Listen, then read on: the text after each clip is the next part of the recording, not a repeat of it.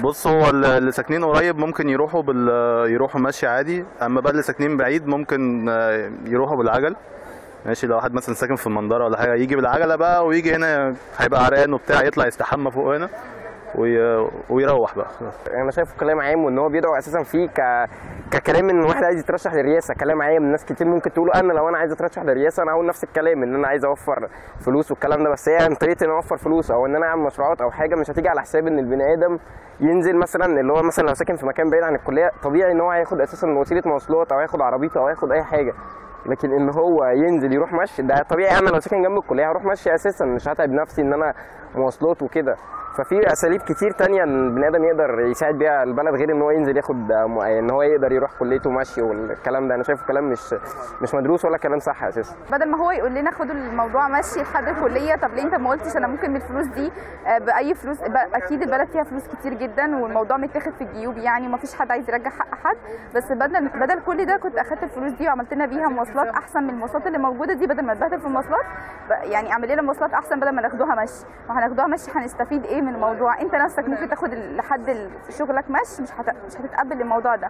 افتكر ان ممكن حد فينا يقول لك طب خد شغلك مشي وهات العربيه بتاعتك ووصلنا بيها. هو اكيد يعني انا لو ينفع ابقى قريب من الكليه ماشي، بس هي الفكره نفسها ان هو انا من حقي كمواطن ان انا يتوفر لي مواصلات، من حقي ان انا اروح مش تعبانه، من حقي ان انا اروح مركزه، خصوصا ان في ناس كتير جدا ما بيعملوش اي حاجه، متوفر لهم مواصلات كتير جدا ووراهم حد بيوصلهم في كل السكه. لما انت تبقى تاخد من دول وكده يبقى انا ساعتها هبقى اجي على نفسي وافكر ان انا امشي ورا الموضوع ده.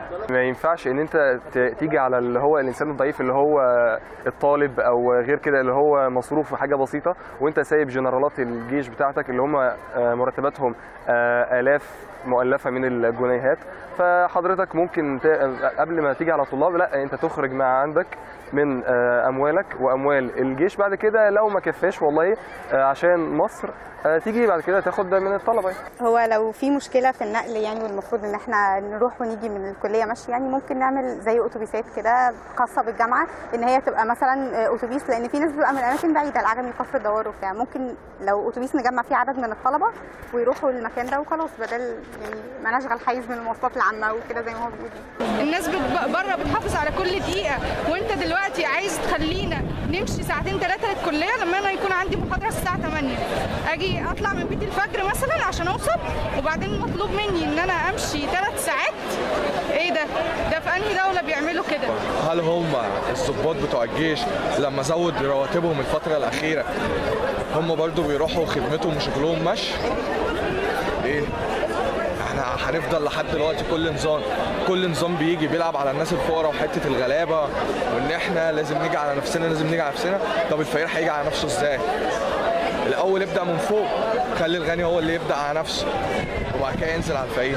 وانا كنت جاي الكليه النهارده ماشي الصراحه، وحبيت اطبق تعليمات المشير السيسي ان انا اتقشف. بس الحقيقه انا مش جاي عشان متقشف، لكن انا جاي انا ما كنتش لاقي مواصلات، مش لاقي اي تاكسيات، مش لاقي اي حاجه، فهو طبق عليا التقشف اجباري الصراحه، فانا جاي متقشف النهارده اجباري بس انا ان شاء الله هحاول ما اتقشفش واجي الكليه في اي مواصله يعني.